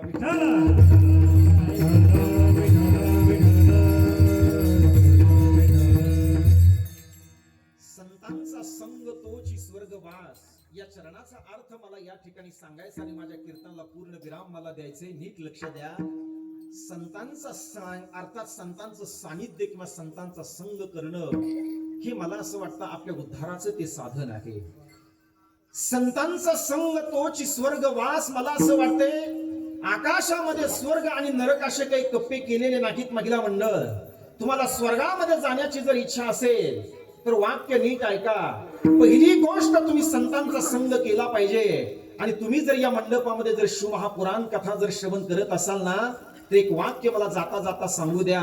स्वर्गामध्ये जाण्याची जर इच्छा असेल तर पहिली गोष्ट तुम्ही संतांचा संग केला पाहिजे. आणि स्वर्गामध्ये जाण्याची जर तुमची प्रामाणिकपणे जर इच्छा असेल ना, तर इथून पुढे तुम्ही महादेवाला 2 तांबे पाणी समर्पित केलं पाहिजे. महादेवाला ज्या वेळेला तुम्ही पाणी अर्थात 2 तांबे पाणी समर्पित कराल ना, महादेवाला पहिला तांब्या जो तुम्ही समर्पित करायचा आहे, मला असं वाटतं तो स्वतःच्या कल्याणाकरता समर्पित करायचा आहे. आणि महादेवाला दुसरा तांब्या जो तुम्ही समर्पित करणार आहात ना, मला असं वाटतं तो आपल्या विदर्भाच्या कल्याणासाठी समर्पित करायचा. मला एकाने प्रश्न विचारला, महाराज महादेवाला पाणी समर्पित करायचंय कशा करता, महादेवाला दूध समर्पित करायचंय कशा करता, महादेवाला पंचामृताने अभिषेक घालायचा कशा करता करायचे. मला असं वाटतं तुमच्या जीवनातील निगेटिव्ह एनर्जी घालण्याकरता महादेवाला रोज त्या ठिकाणी पाणी अर्थात समर्पित करा.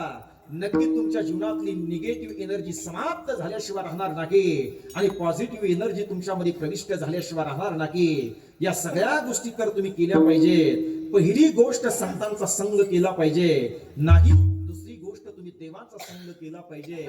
याच्यातच एक वाक्य मला सांगू द्या. तुम्हाला ज्या ज्या वेळेला रडण्याची इच्छा असेल ना, त्यावेळेला सर्वसामान्याच्या दारामध्ये जाऊन तुम्ही कधी रडू नका. पण ज्या ज्या वेळेला तुम्हाला रडण्याची इच्छा होईल ना, मला असं वाटतंय त्या वेळेला एक तर तुम्ही संत गजानन महाराजांच्या समाधी जवळ जाऊन रडलं पाहिजे. आणि दुसरी गोष्ट तुम्हाला ज्या वेळेला रडण्याची इच्छा होईल ना, त्यावेळेला दुसरी गोष्ट पंढरीच्या पांडुरंगाच्या पायाजवळ जाऊन तुम्ही रडलं पाहिजे. अश्रू पुसणारे फक्त तुमचे 2 आहेत ते या समाजामध्ये.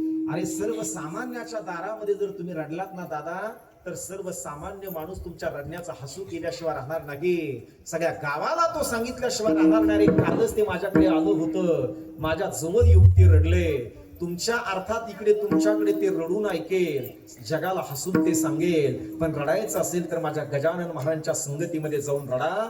कारण माझ्या गजानन महाराजांची संगती, कणखर साहेब ही तुमचा उद्धार करणारी संगती आहे. हे कीर्तन सांगते बरं का. विठाला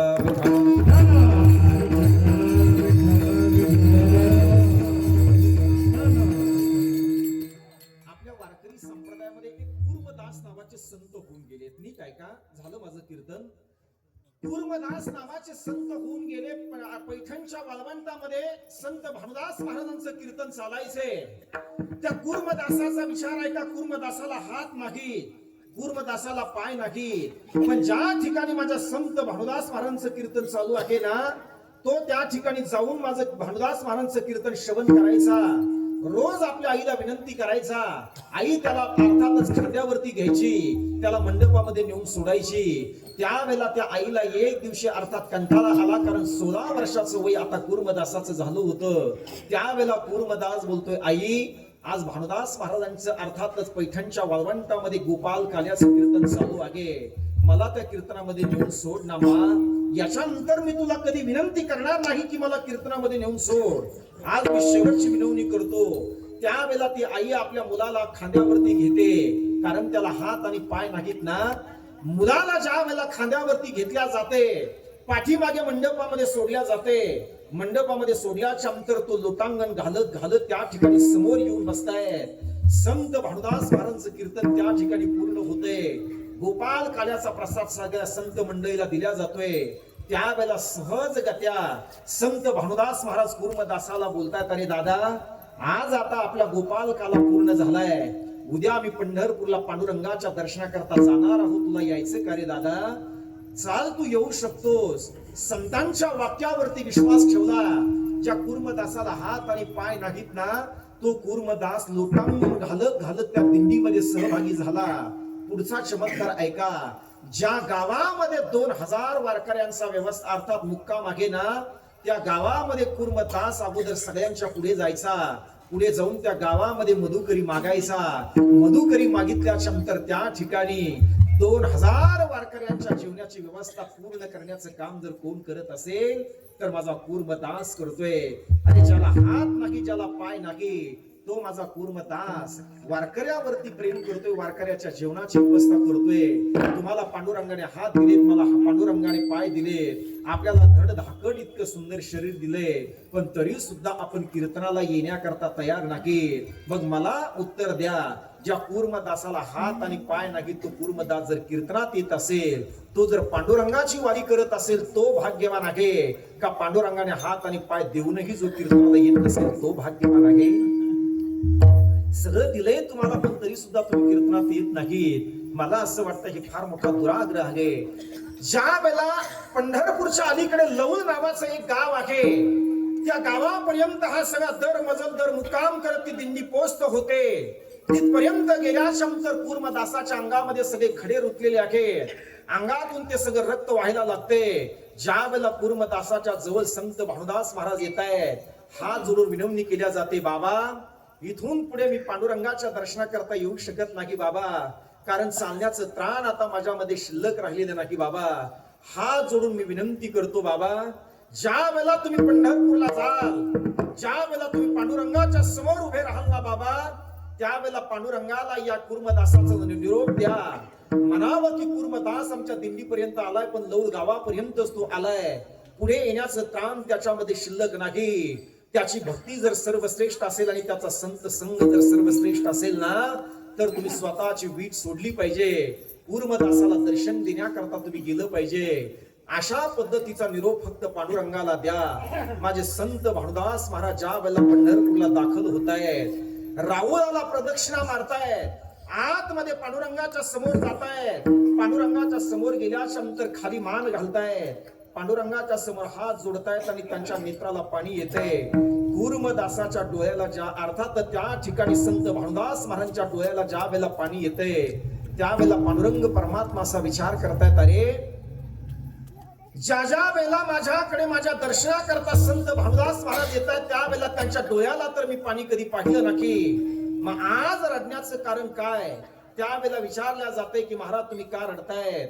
बस मी माझ्यासाठी रडत नाही, तर माझा एक भक्त आहे की ज्याचं नाव आहे कूर्मदास, माझ्या समवेत तो या ठिकाणी वारकऱ्यांची व्यवस्था करत करत लौळ गावापर्यंत आलाय. आजपर्यंत देवा मी तुमच्याकडे काही मागितलं नाही, पण हात जोडून मला तुमच्याकडे एक विनंती आता करायची आहे की माझ्या कूर्मदासाला तुम्ही भेट देण्याकरता लौळ गावामध्ये गेलं पाहिजे. म्हणून तुमच्यापैकी लौळ गाव जर कुणी पाहिलं असेल, कूर्मदासाची समाधी जर कुणी पाहिली असेल ना, तर त्या ठिकाणी स्वतः पंढरपूरचे पांडुरंग परमात्मा आपली वीट सोडतायत. लौळ गावामध्ये त्या ठिकाणी भेट देण्याकरता माझ्या कूर्मदासाला येत आहेत. म्हणून आजही तो इतिहास जशाच्या तसा जिवंत आहे. एका बाजूला कूर्मदासाची समाधी आहे, तर एका बाजूला कूर्मदासाच्या समोर हात जोडून पांडुरंग परमात्मा उभा आहे. कधी जर तुम्हाला वेळ भेटला तर त्या समाधीचं दर्शन करण्याकरता जा. अरे विटेवरचा पांडुरंग परमात्मा आपली वीट सोडतोय, कूर्मदासाला दर्शन देण्याकरता लौळ गावामध्ये येतोय.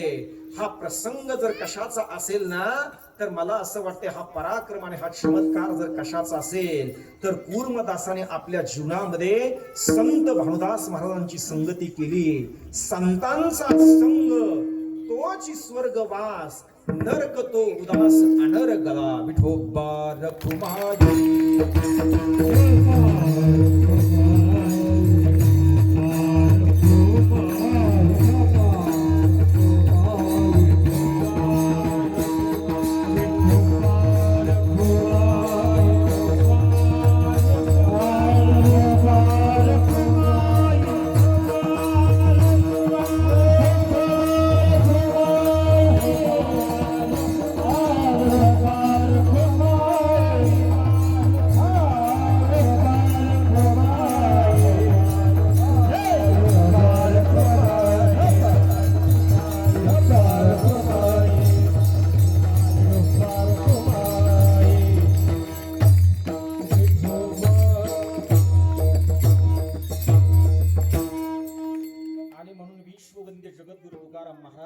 अभंगाच्या शेवटच्या चरणामध्ये सांगतायत, तुका म्हणे उघडे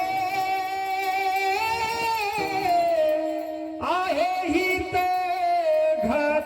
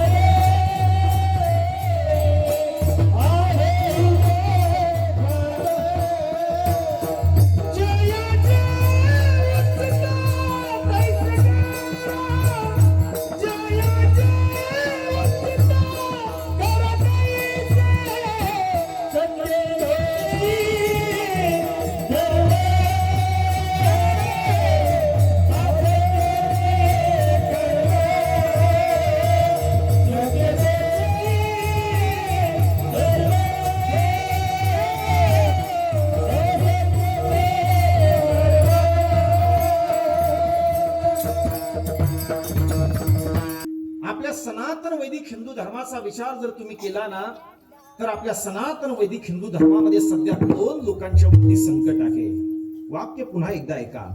आपल्या सनातन वैदिक हिंदू धर्माचा विचार जर तुम्ही केला तर सनातन वैदिक हिंदू धर्मामध्ये 2 लोकांच्या वरती संकट आहे. सनातन वैदिक हिंदू धर्मामध्ये पहिलं संकट जर कुणावर असेल ना तर आपल्या हिंदू धर्मातल्या गोमातेवरती आहे. म्हणून ही पत्रिका मला महाराष्ट्रातली कुठलीच पत्रिका आवडली नाही चालू वर्षातली, पण आज मला संत गजानन महाराजांच्या या ट्रस्टी मंडळीची पत्रिका फार आवडली. ती पत्रिका आवडण्याचं कारण असं आहे, ती पत्रिका जर तुम्ही वाचली ना तर त्यांनी इतका सुंदर मजकूर त्याच्यावरती दिलाय. गाय वाचवा, या देशातली गाय जर वाचली तर मला असं वाटते भारत देश वाचेल अशा पद्धतीने. म्हणून महिला मंडळ आपल्या सनातन वैदिक हिंदू धर्मामध्ये पहिलं जे संकट आहे ते गोमातेवरती आहे. आणि आपल्या हिंदू धर्मामध्ये दुसरं जे संकट आहे ना ते माझ्या हिंदू धर्माच्या मुलीवरती संकट आहे. कारण लव जिहाद नावाचं प्रकरण सध्या या देशामध्ये फार मोठं गाजतंय. म्हणून माझ्या समोर बसलेल्या सगळ्या तरुण बहिणींना मला सांगायचंय, माझ्या समोर बसलेल्या सगळ्या आईंना मला हा संदेश द्यायचा आहे. लव जिहाद नावाखाली आज माझ्या देशातल्या तरुणींना आणि विशेषतः हिंदू तरुणींना फसवल्या जाते. म्हणून गजानन महाराजांच्या मंडपामध्ये हात जोडून मी विनंती करतो, सगळ्या माझ्या बहिणी थोडं सतर्क राहिलं पाहिजे. कारण एखादं छोटस आमिष तुम्हाला दाखवल्या जाते, आमिष दाखवल्यानंतर तुम्हाला तुमचा धर्म परिवर्तन करण्याकरता सांगितल्या जाते. आज बरेच मायबाप महाराष्ट्रातल्या आम्हाला येऊन भेटतायत आणि बोलतात की महाराज आमची मुलगी लव जिहादची शिकार झाली, आमच्या मुलीने आपला धर्म सोडलाय आणि त्या ठिकाणी दुसऱ्या धर्माचा स्वीकार केलाय. म्हणून मी हात जोडून विनंती पुन्हा करणार आहे, लव जिहाद हे इतकं भयंकर कांड सध्या या देशामध्ये महाराष्ट्रामध्ये चालू आहे. ऐका मी सांगतो तुम्हाला ते कसं आहे. एखाद्या वेळेला आपण पुणे मुंबई सारख्या ठिकाणी ज्या वेळेला आपल्या तरुण मुलीला शिकवण्याकरता पाठवतो त्यावेळेला ते अर्थात ते लोक काय करतायत, अगोदर आपल्या मुलींच्या अवतीभोवती काही आहेत का याचं सर्वे करतात, संशोधन करतात. त्यांना जर जाणवलं ना की ही मुलगी एकटी या ठिकाणी शिकण्याकरता आहे, मग तिला काहीतरी छोटं मोठं आमिष देतायत, आमिष दाखवून तिला आपल्या प्रेमाच्या जाळ्यामध्ये ओढतायत. प्रेमाच्या जाळ्यामध्ये ओढून त्या ठिकाणी तिचं सर्वस्व ते हरण करतायत.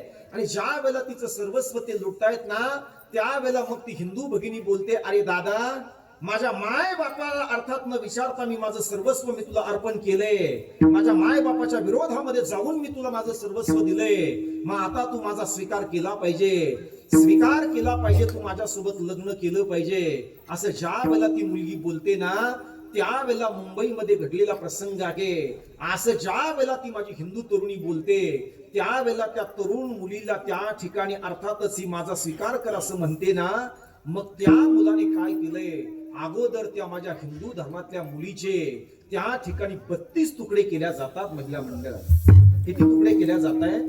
32 तुकडे त्या ठिकाणी केल्या जात आहेत आणि ते फ्रीज मध्ये ठेवल्या जात आहेत. फ्रीज मध्ये ठेवल्याच्या नंतर रोज त्या फ्रीज मधला एक तुकडा काढायचा, बाहेर नेऊन तो कुत्र्याच्या समोर फेकायचा. अरे एवढ्या मोठ्या 8,70,000 वर्षाची परंपरा ज्या हिंदू धर्माला आहे ना त्या हिंदू धर्मामध्ये तुमचा आणि माझा जन्म झालेला आहे. अरे कुत्र्याच्या समोर एखाद्या हिंदू तरुणीचे तुकडे फेकल्या जावात, इतक्या लहान धर्मामध्ये आपण जन्माला आलेलो नाही. हात जोडून तुम्हाला विनंती करतो, सतर्क राहा, सजग राहा आणि सावध राहा. आणि लव जिहाद अर्थात अशा पद्धतीचं काही जर तुमच्याशी जर घडत असेल तर आपल्या जन्मदात्या माय बापाला ही कल्पना द्या, नक्की तुमचा जीव वाचल्याशिवाय राहणार नाही. म्हणून आजच्या कीर्तनाची विनंती आहे माझ्या बहिणींना की आपण सावध राहिलं पाहिजे आणि सावध राहून आपल्या हिंदू धर्माची संस्कृती आपण जतन करण्याचं काम केलं पाहिजे. आपल्या माय बापाची मान खाली जाईल अशा पद्धतीचं कृत्य न करता एक आदर्श आणि चारित्र्य संपन्न जीवन आपण जगलो पाहिजे. त्या महाराष्ट्राच्या मातीमध्ये तुमचा आणि माझा जन्म आहे की ज्या महाराष्ट्राच्या मातीमध्ये संत जनाबाईचा जन्म आहे, त्या मातीमध्ये तुमचा आणि माझा जन्म आहे की ज्या मातीमध्ये हिंद माता राजमाता जिजाऊ मा साहेबांचा जन्म आहे, त्या मातीमध्ये तुमचा आणि माझा जन्म आहे की ज्या मातीमध्ये मुक्ताबाईचा जन्म आहे. म्हणून माझ्या समोर बसल्या प्रत्येक स्त्रीला मला सांगायचंय, एखाद्या वेळेला तुम्ही मुक्ताबाई व्हा, एखाद्या वेळेला तुम्ही जनाबाई व्हा, एखाद्या वेळेला तुम्ही राजमाता हिंद माता जिजाऊ मा साहेब व्हा, पण माझे हात जोडून विनंती करतो, हिंदू धर्म सोडून बुरख्यावाली कधी बनू नका. हे कीर्तन सांगते आजचं. दुसरी गोष्ट सनातन वैदिक हिंदू धर्मावरती संकट येते, माझ्या गोमातेवरती संकट आहे. हिंदू धर्मातली गोमाता मारल्या जाते. अरे ज्या माय बापाचं आपण अर्थात ज्या माईचं दूध आपण 2 वर्ष पिलो असेल, पण जी गाय तुम्हाला 14 अर्थात 20-20 वर्ष दूध पाजते, त्याच गाईला तुम्ही कत्तल कारखान्यामध्ये कापण्याकरता पाठवतायत. दादा कसायाला त्या गायी देण्याचं काम करतायत. हा जोडून विनंती करतो, आपण शेतकऱ्याची मुलं आहोत, शेतकरी कुटुंबामध्ये तुमचा आणि माझा जन्म आहे. कुठल्या शेतकऱ्याने कसायाला गायी कधी विकायच्या नाही. तुमच्या दारामध्ये जर एखादी गाय असेल आणि ती जर दूध द्यायची बंद झाली असेल ना, तर गजानन महाराजांच्या व्यासपीठावरून सांगतो, तिला कसायला विकू नका, आम्हाला संपर्क करा. आमच्या गोशाळेमध्ये त्या गायीचं संगोपन करण्याची जबाबदारी तिथून पुढे आम्ही घ्यायला तयार आहोत. पण हिंदू धर्माची गाय कसायला कापण्याकरता देऊ नका. एवढीच माझी एक छोटीशी विनंती आहे तुम्हाला. ऐका, आता पुढे 1 मिनिटात सांगतो मी, 1च मिनिट माझा शिल्लक आहे. ती गाय कशी मारल्या जाते ते ऐका. ज्या वेळेला तुम्ही कसायला गाय कापण्याकरता देतायत आणि गाय कापण्याकरता दिल्याच्या नंतर अगोदर ती कत्तल कारखान्यामध्ये नेल्या जाते. कत्तल कारखान्यामध्ये नेल्याच्या नंतर 5 दिवस ती गोमाता उपवाशी ठेवल्या जाते. 5 दिवस उपवाशी ठेवल्याच्या नंतर तिला त्या ठिकाणी तिच्या अर्थात तिला एका कठड्यामध्ये उभा केल्या जाते. अरे 2 दिवस जर आपण जेवण केलं नाही तर आपली चालण्याची सुद्धा ताण आपल्यामध्ये शिल्लक राहत नाही. 5 दिवस माझ्या गाईला पाणी सुद्धा दिल्या जात नाही. 5 दिवस माझ्या गाईला त्या ठिकाणी चारा दिल्या जात नाही. एका कठड्यामध्ये ती गाय उभा केल्या जाते आणि कत्तल कारखान्यामध्ये फार मोठमोठी यंत्र असतात. एवढं हाय टेम्परेचर ते गरम पाणी असते. गोमाता जिवंत असताना तिच्या अंगावरती गरम पाणी त्या ठिकाणी ओतल्या जाते. इथपर्यंत ते लोक थांबत नाही. पुढचा प्रसंग ऐका. 5 दिवस माझ्या हिंदू धर्मातल्या गोमातेला उपवाशी ठेवायचे. कठड्यामध्ये तिला उभा करायचे. एका यंत्राच्या साह्याने त्या गायीच्या अंगावरती गरम पाणी ओतायचे. गरम पाणी ओतल्याबरोबर लगेच 4 लोक समोर येत आहेत आणि माझी गोमाता जिवंत असताना तिच्या अंगावरचं कातड सोलून काढतायत. इतक्या विचित्र पद्धतीने जर गोमाता मारली जात असेल तर माझी प्रामाणिकपणे तुम्हाला विनंती आहे, असे तुम्ही किती कीर्तन या मंडपामध्ये बसून ऐकले म्हणजे हे कीर्तनाचं पुण्य तुमच्या पदरामध्ये पडेल. हे मी बोलत नाही, तुम्ही ज्ञानेश्वरी काढा. माझ्या ज्ञानोबाऱ्यांचं वाक्य ऐका. किंबहुना कृषी जिने गोधने राखोनी वर्तने. माझ्या समोर बसल्या प्रत्येक अर्थात हिंदूंना जर वाटत असेल ना हा देश जिवंत राहावा, ही माती जिवंत राहावी आणि हा हिंदू धर्म जिवंत राहावा असं वाटत असेल दादा, तर पहिल्यांदा मला असं वाटतं या हिंदू धर्मातली गोमाता जिवंत राहणं ही काळाची गरज आहे. ज्ञानेश्वर